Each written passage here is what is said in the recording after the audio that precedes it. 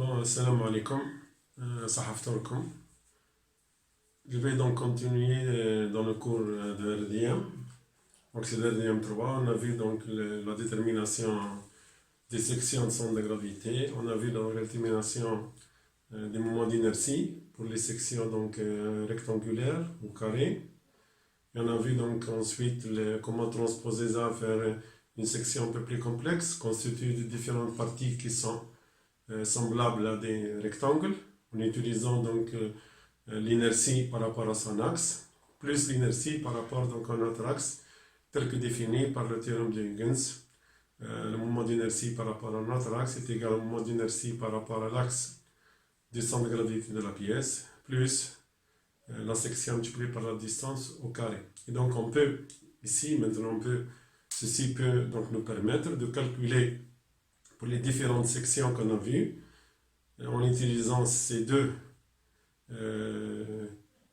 parties, la partie propre à l'élément par rapport au centre de gravité et par rapport à notre centre de gravité qui est celui de la pièce, on peut donc, en utilisant le théorème de Huygens, calculer donc le moment d'inertie globale.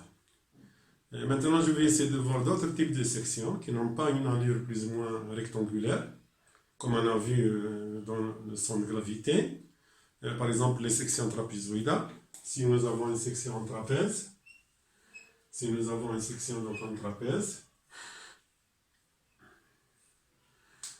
ici, donc, nous avons, par exemple, des dimensions B, B0 et H. Donc, si cette section est trapézoïdale, au niveau des découpage, ce n'est pas des sections rectangulaires. Je vais faire la même chose en général. Si je vais découper en sections simples, je vais faire ça et ça. Donc ici j'ai deux sections, une section rectangulaire, 1, S1, définie par B0 fois H, et une section triangulaire, une section double section triangle, en triangle.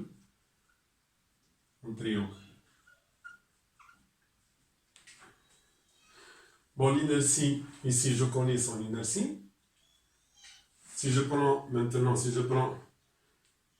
cette section totale que j'ai déjà déterminée en section globale, plus le centre de gravité. Donc je vais avoir ici un axe de symétrie, c'est tout à fait logique. Voilà, j'ai un axe de symétrie juste au milieu.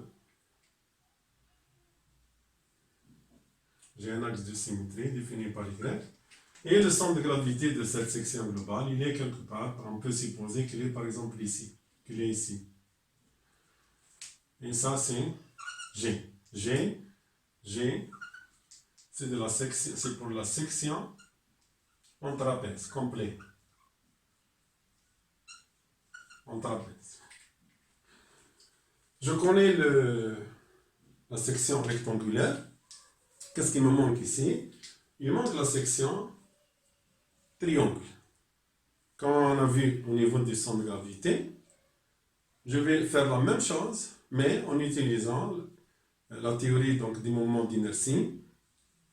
Si je vais donc isoler ce triangle-là, je vais vais donc prendre ce triangle, je vais le mettre comme ça, c'est pas un problème, je vais le mettre comme ça, voilà mon triangle, de section ici par exemple B, et de section donc ici définie par ça, B ici, et H ici. H c'est toute la hauteur. Donc j'ai ma section B. Je vais prendre deux axes. Les axes, généralement, quand on va déterminer le moment d'inertie, on doit travailler par rapport à son axe. Par rapport à son axe, centre de gravité. Je sais que le centre de gravité de ce triangle, dans le cas de la flexion par rapport à cet axe-là, par rapport au même axe ici, l'axe horizontal, c'est l'axe centre de gravité. Je sais qu'on a vu que ça, c'est égal à 1 un tiers de h. Et ça, c'est 2 tiers de h. On a vu qu'ici se situe le centre de gravité. La même chose ici, il se situe dans cet axe-là. La même chose ici, un tiers de B. Un tiers de B. Et j'ai donc le centre de gravité G de mon triangle. Ce qui m'intéresse ici au niveau de la flexion, c'est la flexion dans ce sens-là. Donc généralement par rapport à l'axe XX, par rapport à l'axe XX. Ici c'est l'axe Y, et ici c'est l'axe X. Je sais que on a vu que le moment d'inertie, I, on a vu que I, c'est égal à double intégrale de y carré ds. On a vu que l'inertie, donc, c'est égal à y carré ds. Je vais faire la même chose ici. Donc, je vais délimiter un segment élémentaire ds. Donc, je vais prendre cette surface. Je vais prendre ici, par exemple, un élément. Voilà, un élément ds. Ok. Ici, donc, je suis sur l'axe Y de GDY. Et ici, j'ai B, j'ai la largeur B, B, c'est B, fonction d'Y. Parce qu'on a vu que B n'est pas constant. V, à ce niveau-là, donc, pour Y égale à 0, BY est égal à cette valeur-là. Pour Y égale à moins 1 tiers de H, BY égale à Y, égale à B. Et pour Y égale à 2 tiers de H, BY égale à 0. Donc BY c'est une variable. Et je peux donc trouver une relation. Je sais que DS,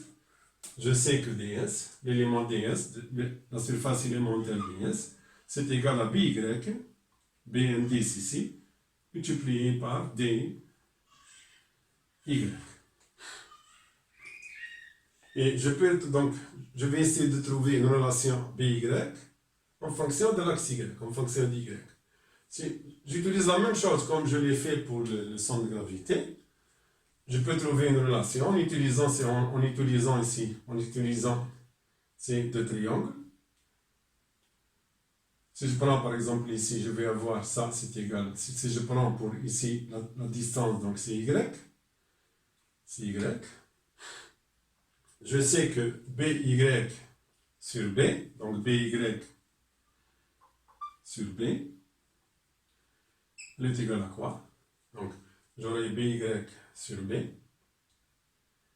Elle est égale à quoi? Donc, elle est égale à ça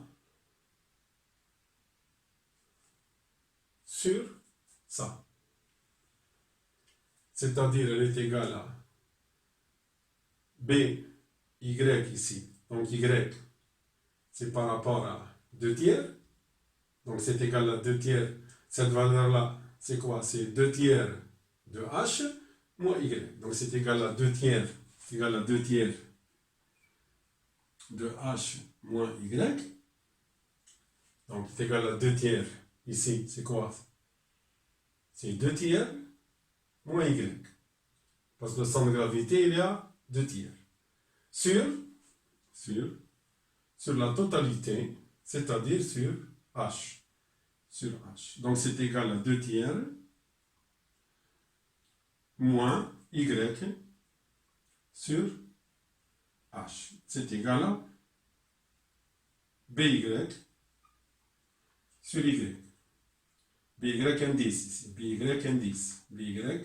c'est l'indice. BY sur B.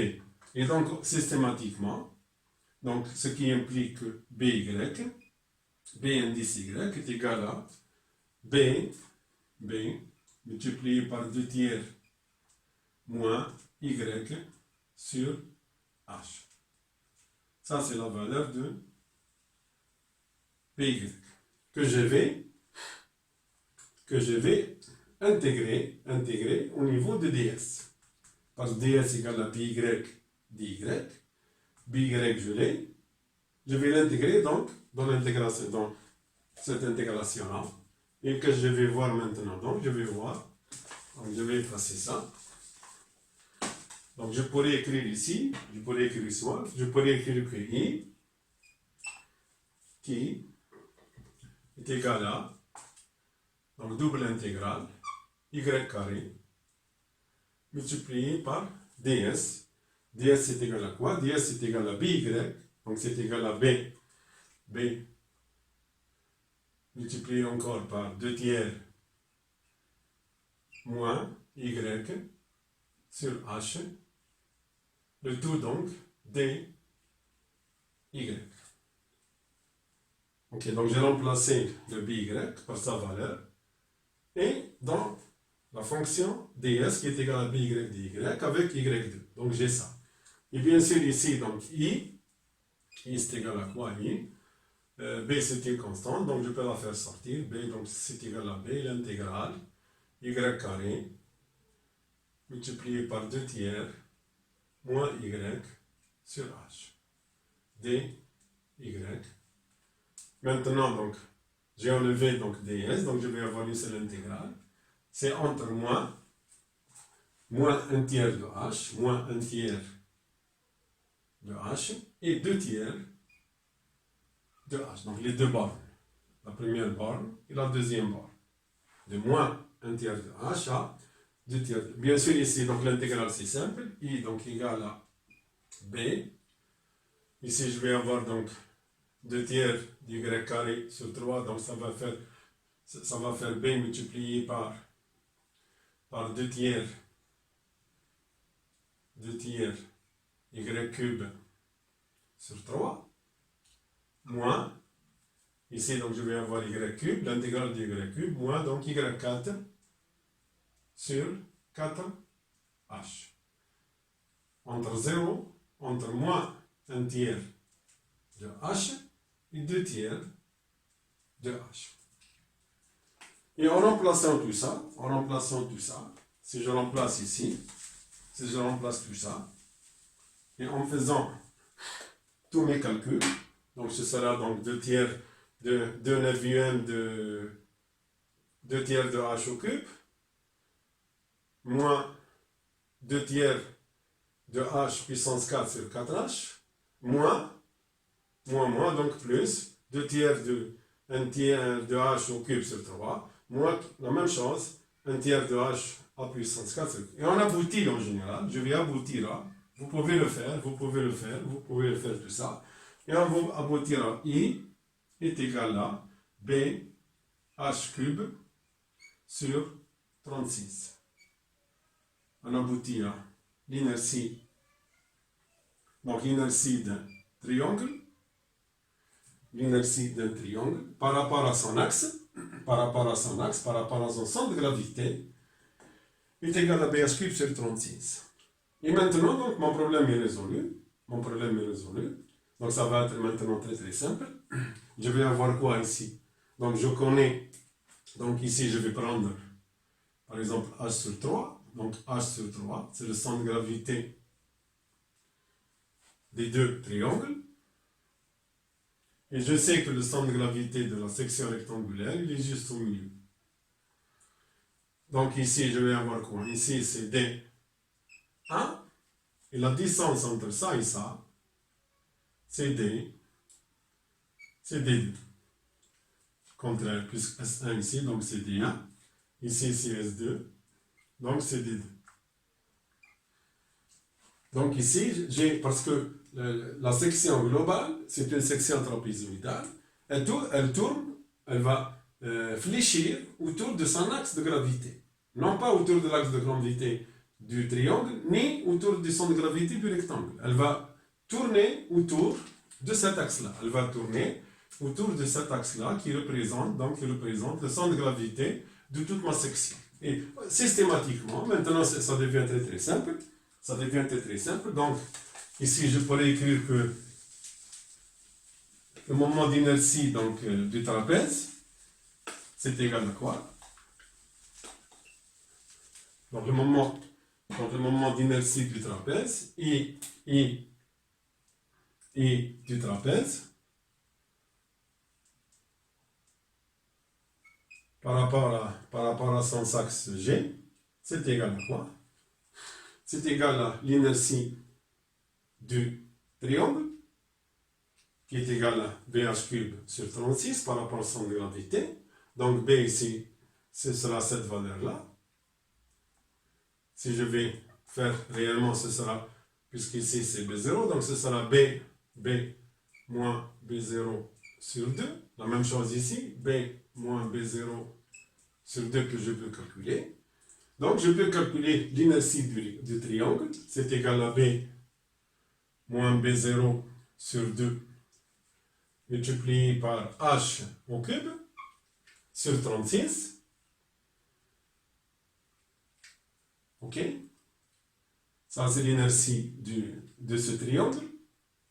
Bien sûr, plus encore, donc plus la surface du triangle, plus S, donc B moins B, donc ce sera B moins B0 sur 2 multiplié par H sur 2, c'est la surface, c'est la surface ici, multiplié tout ça multiplié par D2 au carré. La distance entre le centre de gravité du triangle et le centre de gravité de la pièce globale. Bien sûr, G2, donc tout ça sera multiplié par 2, puis j'ai deux triangles, plus l'inertie du rectangle, donc l'inertie du triangle c'est B0 H au cube, B0 H au cube sur 12, on a vu ça, plus la section, donc ce sera B0H, multiplié par la distance entre le centre de gravité et le nouveau centre de gravité, qui est égal défini par D1. Plus D1 multiplié par D1 au carré. Ok. Ici donc, je peux avec cette méthodologie donc déterminer le moment d'inertie d'une section trapézoïdale. Je peux aussi utiliser la même notion qu'on a vu qu'on peut aussi utiliser la matière et le vide. C'est la même chose ici. Je pourrais raisonner autrement. Je pouvais prendre donc toute la section.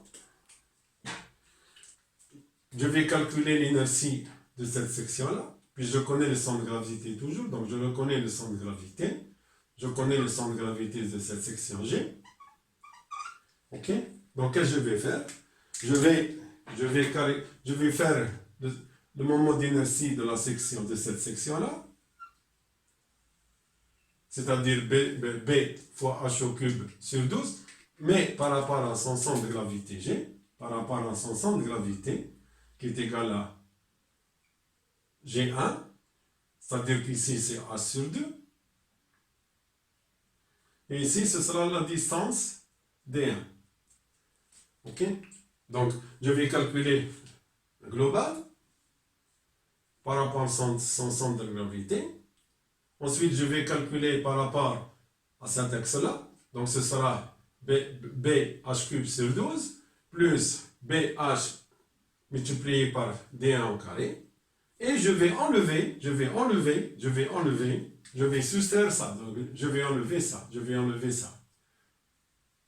Et ça, je connais. Donc 1 tiers de H ici. Donc, j'aurai 1 tiers de H. 1 tiers de H ici, la même chose.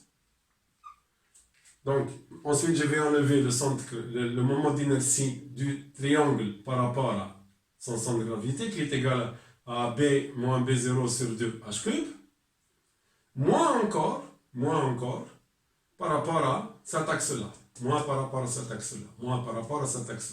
C'est-à-dire moins encore, B moins B0 H sur 2, la section, multiplié par la distance entre ça et ça, D2 au carré. Donc on peut la même chose dans les inerties, comme dans le moment statique, on peut soit rajouter des sections, soit enlever des sections, soit raisonner par le plein, ensuite enlever le vide. Donc c'est le même principe ici. Ok, donc ça c'est pour ce qui est de la section trapézoïdale.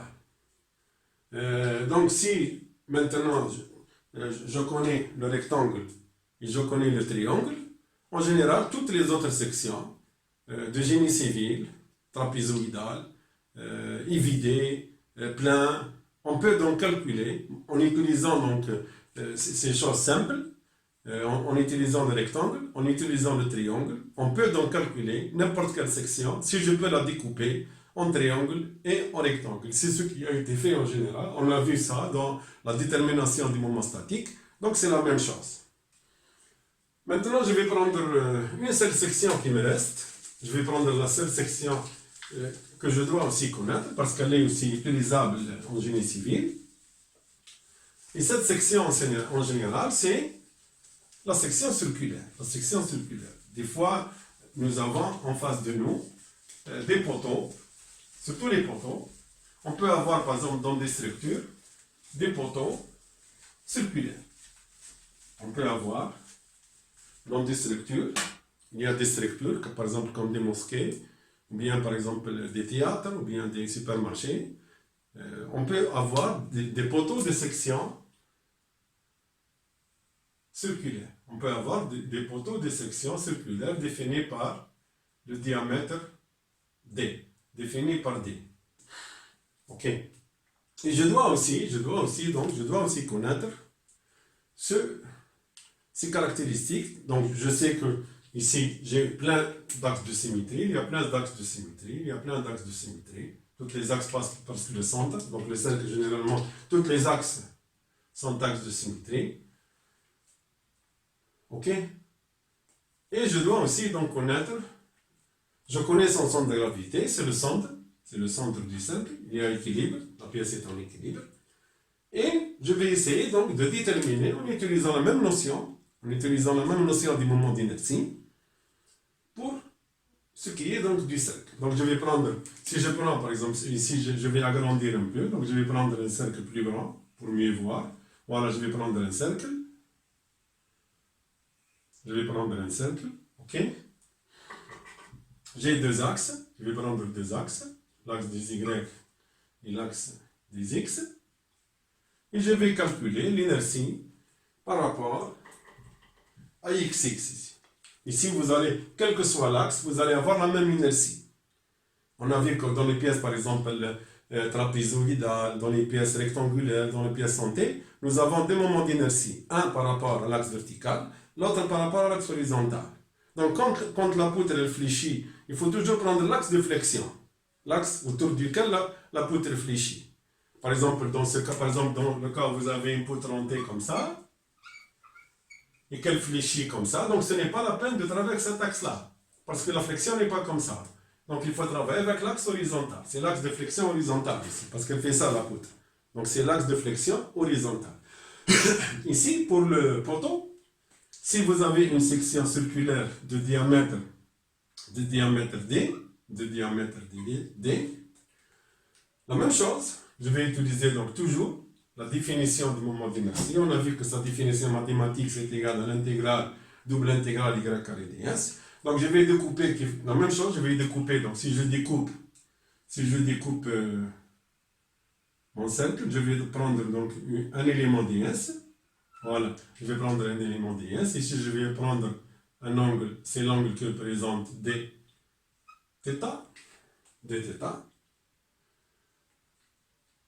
Et je vais donc prendre un petit élément.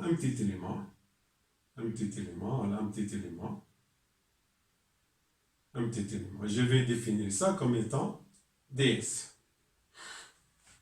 Et donc ici, ce petit élément donc est défini par une distance par rapport au centre qui est égale à R, petit r, sachant que le rayon du cercle est égal à grand R. Et ici, donc, je vais avoir une variabilité ici dr. Donc, automatiquement, si je prends ds, si je prends l'élément ds,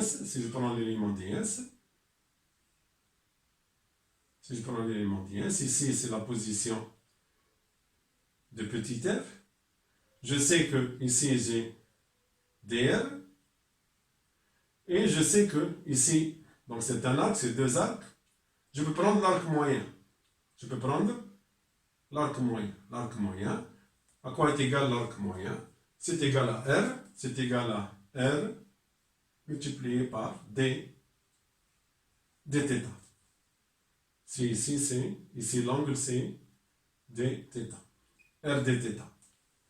Et donc, ici je pourrais donc ds, je pourrais calculer ds. ds à quoi est égal ici ds? ds donc, ds est égal à R dθ, R dθ multiplié par dr. Voilà, voilà ma section élémentaire. Ma section élémentaire, c'est ça.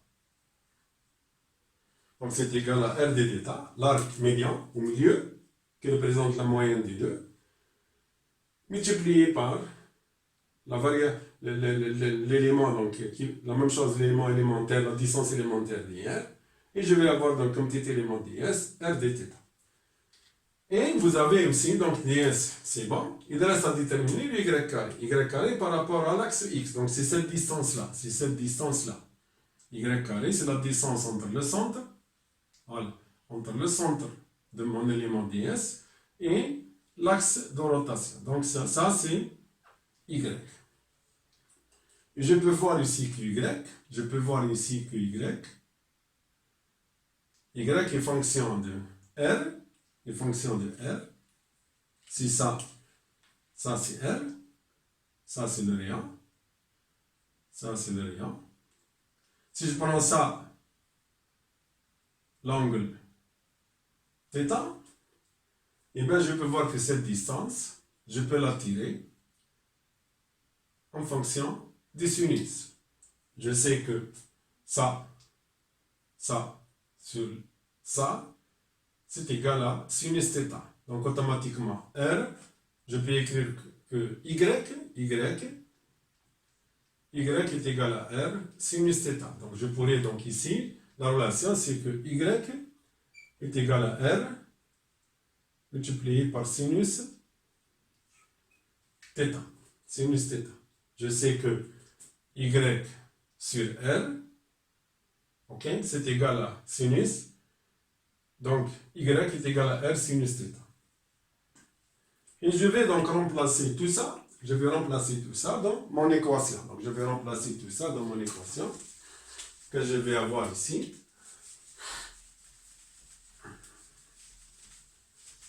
Que j'aurai ici. Donc, qu'est-ce que je vais avoir ici? Donc, je vais avoir que I est égal à quoi? C'est égal à la double intégrale y carré. Donc, r carré sinus carré θ, r carré sinus carré θ, multiplié par ds. ds, on a vu que ds est égal à r dθ dr. R dθ dr.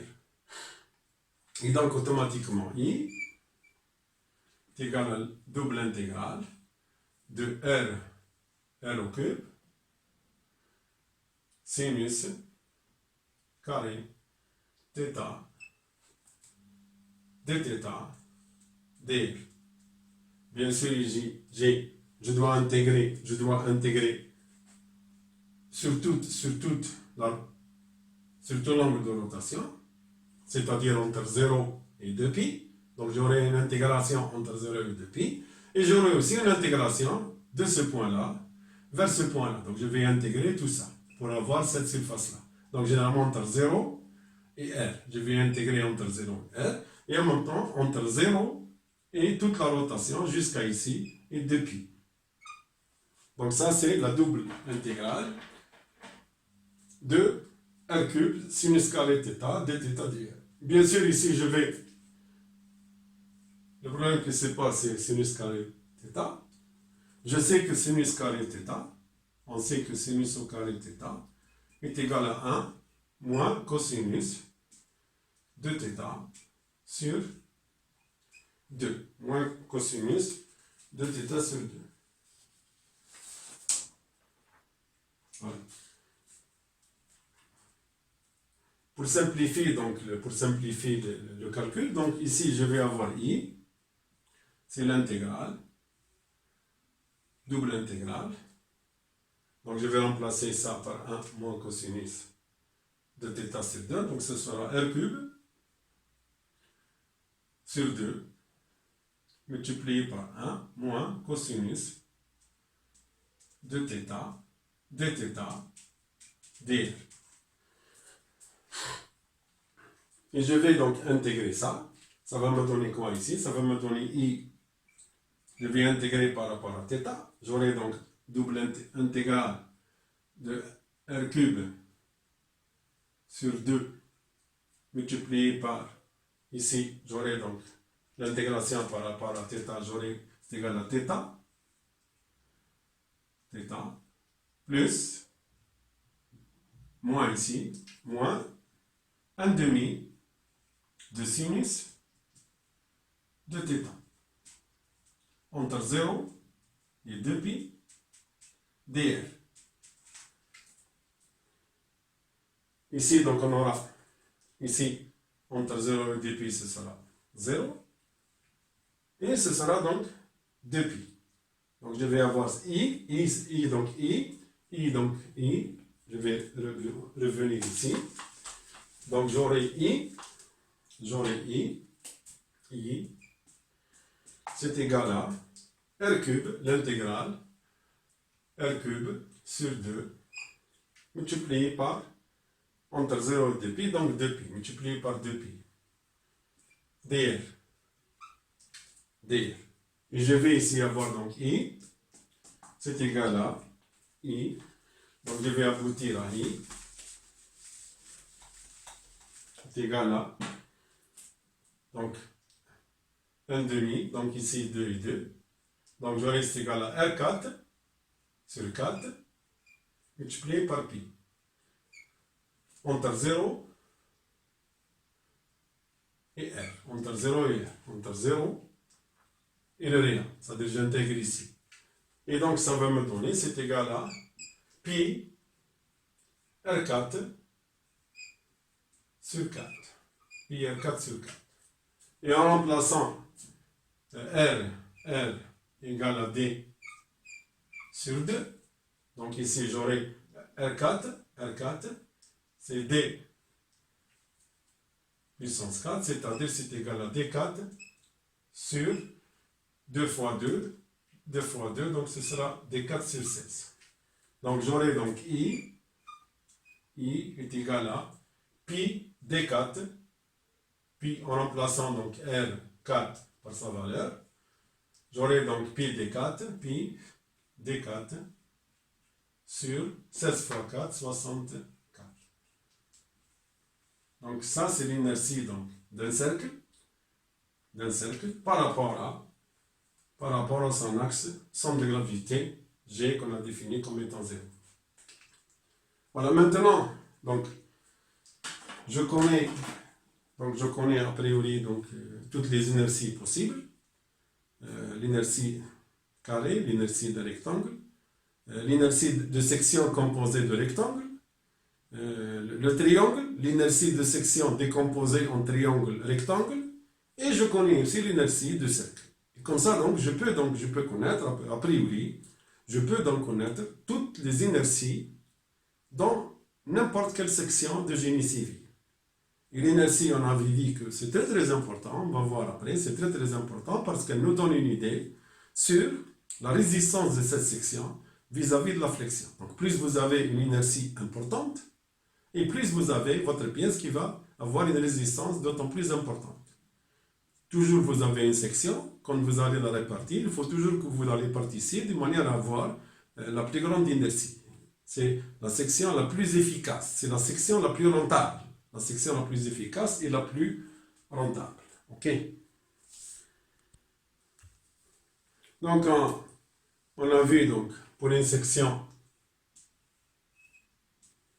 BH, donc I, moment d'inertie est égal à B, H cube sur 12. On a vu pour un triangle, toujours par rapport à son centre de gravité, G, par rapport à G, toujours par rapport à G, par rapport à G, toujours par rapport à G, par rapport à G. Ici, c'est égal I, c'est égal à B, H cube. Donc ici B, ici H, BH cube sur 36. Et I, pour un cercle, on a vu que I est égal à B, pi D4 sur 64. Donc ici, c'est les différentes sections qui sont utilisées, c'est des sections simples, qui peuvent être combinées, surtout les triangles, les rectangles et les triangles. Donc on peut avoir plusieurs combinaisons de manière à avoir différents types de sections. Maintenant, je vais essayer de voir l'influence, l'incidence de l'inertie sur la distribution des contraintes dans le cas d'une poutre fléchie. Donc si vous avez une poutre,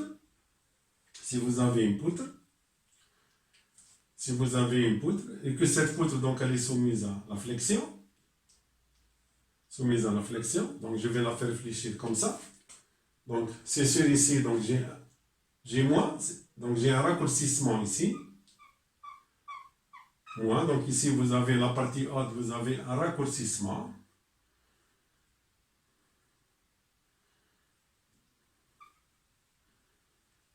Et ici, vous avez plus, vous avez généralement la section tendue. La section tendue. Ici, vous avez un allongement. Ici, vous avez l'allongement.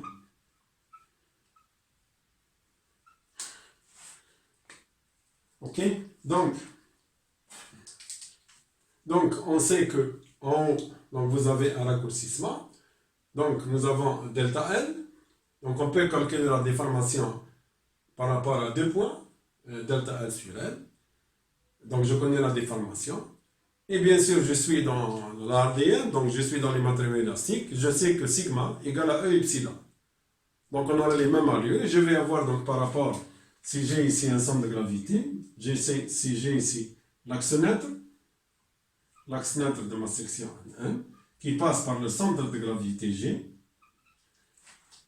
Si je dessine ici, si je dessine mon état de contrainte, je vais avoir ça. Donc je vais avoir une contrainte de compression en haut et une contrainte de traction en bas. Et vous allez entre les deux, d'après donc le théorème de Bernoulli, nous avons une linéarité. Toute section plane reste plane après déformation. Donc ici je vais avoir sigma T, sigma traction, et ici j'ai sigma compression. Bien sûr, on peut voir ici que dans la fibre extrême de la pièce, juste à l'extrémité de la surface, elle est maximale. À l'intérieur, on peut voir que la contrainte diminue. Et à l'axe neutre, sigma égale à 0. Et la même chose ici, donc elle croît, elle augmente, jusqu'à avoir sigma. Donc ici, nous avons sigma maximum. En général, ce qui nous intéresse, nous, en génie civil, c'est les contraintes maximales. Parce que les contraintes maximales, on peut calculer par rapport aux contraintes maximales et dire si la structure va résister ou ne va pas résister. Donc généralement, on ne s'intéresse pas à ce qui se passe au milieu, beaucoup plus on s'intéresse aux fibres extrêmes. Ok. Donc ici c'est la compression, je peux dire que c'est sigma C, sigma compression max. Et ici, c'est sigma traction max. Et bien sûr, à l'intérieur, vous avez, pour chaque position, donc, par rapport à l'axe neutre Y, vous allez avoir sigma Y.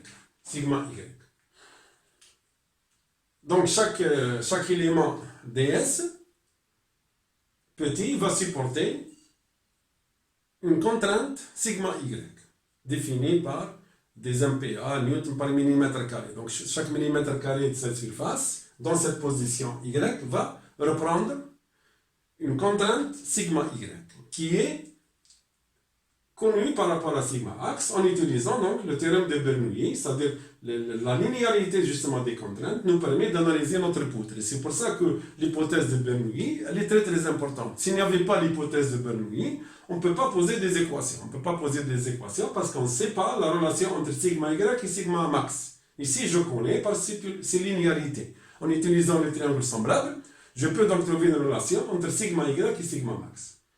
Et bien sûr, ici, si je veux trouver cette relation, je vais donc, on a vu que ces distances-là, en général, on peut les définir par V'.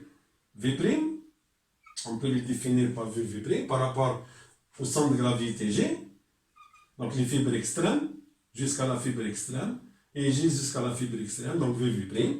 Donc je peux trouver une relation ici, je peux écrire que sigma Y, je peux écrire que sigma Y sur sigma C max, donc je peux écrire que sigma Y sur sigma compression max, elle est égale à Y sur V, c'est égal à Y sur V, Y sur V, ok? Donc je peux trouver une relation et je pourrais écrire que sigma Y est égal à Y multiplié par sigma C max, compression max, sur V. C'est la distance entre le centre de gravité, c'est la distance entre le centre de gravité et la fibre externe. Ok? Et en remplaçant ici Y, positif, je vais aller vers, donc sigma Y sera défini par sigma max, et en même temps en bas, je peux aussi la définir par sigma transient max, parce que c'est la même linéarité, Et donc je connais sigma Y en ce point-là. En ce point-là, je le connais. Donc, automatiquement, si je connais sigma Y, je peux connaître la force. Donc la force qui s'applique dans cet élément. Donc je vais prendre autrement la section, je vais dessiner la section autrement. Donc je vais dessiner la section, voilà. Voilà ma section. Voilà son centre de gravité. Donc un x ici par rapport à x. Ok. Et donc vous avez un élément ds ici. Voilà l'élément ds. Avec une contrainte sigma y. Bien sûr, donc, le moment élémentaire ici, sigma y, ça c'est y. Ça c'est y. Donc la force ici, à quoi est égale la force qui est appliquée ici? À quoi est égale la force ici qui est appliquée? F.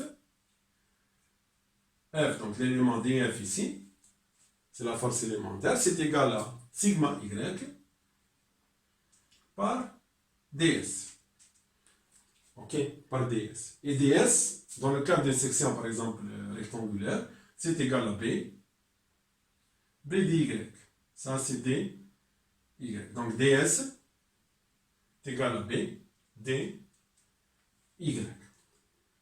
Donc la force, l'élément df, df c'est égal à sigma y. Donc df c'est égal à sigma y, c'est égal à b sigma y dy.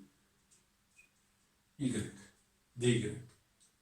Ok. Et je sais que sigma y, elle est égale à y sur v. Donc je peux développer ici, je peux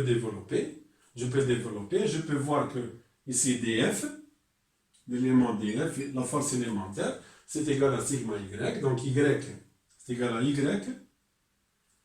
sigma c max sur v multiplié par, donc ça c'est sigma y, multiplié par ds, ds qui est égal à b dy multiplié par b dy. Ok, c'est sigma y ds. Donc sigma y, c'est y v compression max sur v, la distance ici, et ds est égal à b dy. Et quel est donc le moment repéré par cette force élémentaire? Donc la même chose, le moment élémentaire, dm, c'est égal à quoi dm? C'est égal à df, par le bras de levier qui n'est autre que y. Donc df, Y. Et donc, si je remplace tout ça, je vais avoir donc dm, le moment élémentaire, repris par la force élémentaire dF, c'est égal à, donc, sigma, donc y carré, sigma cm, sigma c max, sigma c max, sigma c max, donc y par y carré, donc y fois ça, c'est y carré sigma cm max sur v, multiplié par b, d, y. Et donc, le moment total, c'est l'intégrale entre de moins v prime à v, de moins v prime à v. Donc le moment global, c'est l'intégrale y carré sigma cm bv. Et c'est-à-dire ici, je peux donc, quelle est la relation que je trouve ici? Donc ici, j'ai quoi? Donc ici, c'est quoi? Ici, donc je vais avoir m est égal à sigma, tout ça, c'est constant, ça c'est constant, ça c'est constant, donc c'est égal à sigma cm, sigma c max sur v, multiplié par l'intégrale de y carré b dy. Et b dy, c'est quoi b dy? B dy, on a vu déjà que c'était dire, donc c'est y carré ds. Et on peut voir ici, donc ça c'est quoi? Ça c'est l'inertie, c'est le moment d'inertie qu'on a vu. C'est le moment d'inertie qu'on a vu. Et donc ici on peut voir justement, je pouvais aussi, donc dans la définition du moment d'inertie, démarrer par cette hypothèse-là et aller vers le moment d'inertie. Moi, j'ai préféré donc définir en premier lieu le moment d'inertie pour ensuite le trouver dans la fonction qui est reliée, donc le moment par rapport à la contrainte max, par rapport à la fibre, etc. Donc ici, je vais avoir quoi? Je vais avoir m est égal à sigma c max divisé par v multiplié par l'inertie de ma section. L'inertie par rapport à son centre de gravité, c'est-à-dire je peux définir les zéros. Et je peux essayer donc trouver la relation. Je peux donc calculer sigma c max, la contrainte max que crée un moment m, c'est égal à m multiplié par v sur i. V, c'est la distance entre le centre de gravité et là où je veux calculer ma contrainte. Et on peut donc trouver une relation de la sorte. Je peux faire la même chose pour la partie inférieure et je vais avoir la même chose, je vais avoir que sigma traction max,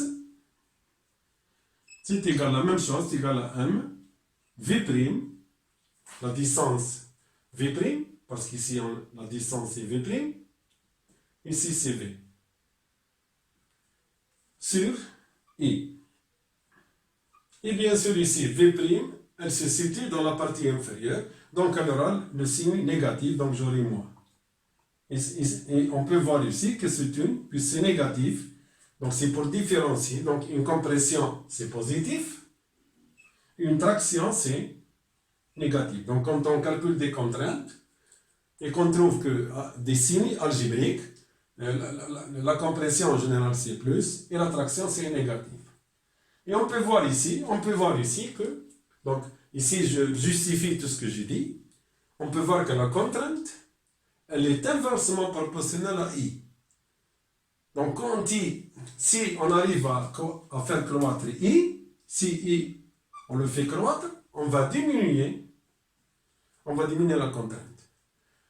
Donc, pour une même section, donc il est préférable d'avoir une inertie beaucoup plus importante. Parce que plus l'inertie est importante, et plus donc vous avez sigma max qui va être réduite, c'est-à-dire que la section, elle sera beaucoup plus résistante.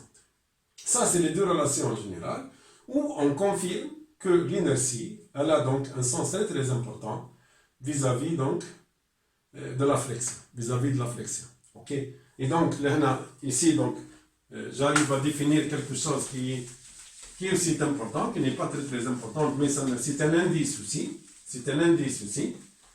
Parce qu'en général, si vous avez une section S, si vous avez une section S de matière, on vous donne par exemple une section de 0,5 m², et on vous dit de faire une section. Chacun va choisir.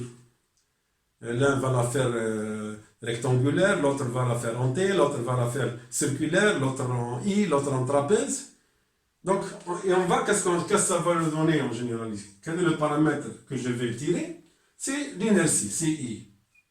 C'est l'inertie. Et quels sont les paramètres géométriques? C'est le centre de gravité. C'est le centre de gravité G qui est défini par V et V'. C'est V'. Donc ici, nous avons donc, chaque section, toute section, de caractéristiques géométriques et un centre de gravité G, V', va nous donner donc une inertie I. Va nous donner une inertie. OK? Et ici, je peux définir un rapport. Je peux définir un rapport I, l'inertie, par rapport aux conditions géométriques. La condition géométrique, c'est le rapport de S par V par V'. Voilà. Donc, la géométrie, elle est donnée par le produit de S V'. Et pour chaque S V', vous allez avoir une inertie I. Et ce rapport, généralement, c'est ce qu'on appelle, c'est le ρ, c'est le rendement géométrique de ma section. Ok. Donc, plus l'inertie est importante par rapport à SVV', et plus votre inertie, votre choix dans la section, elle est la meilleure, parce que ici, vous avez la même section en général, donc vous allez jouer sur le I. Donc, pour une même section, je peux donc définir différents I. Et le meilleur I, c'est celui qui représente le rendement le plus élevé. Donc ici, on introduit ici la notion de rendement d'une section. Donc plus le rendement est important, et plus ma section elle a un bon comportement vis-à-vis donc d'un moment. Ok. Donc ça à peu près, c'est une idée. Donc ici, je termine le cours sur tout ce qui est donc caractéristiques géométriques et caractéristiques de résistance, qui est l'inertie. La prochaine fois, donc, je vais essayer de faire un exemple. Je vais traiter un exemple pour le calcul des centres de gravité, des moments statiques, des moments d'inertie. Et je vais supposer un moment pour tirer à peu près les contraintes, donc faire un exemple pratique de tout ça. Et donc la prochaine fois, et après, donc, on va rentrer dans tout ce qui est donc, statique du point de vue RDM. Statique, c'est-à-dire on va rentrer dans les structures. Okay? Donc je vous remercie. Sahara.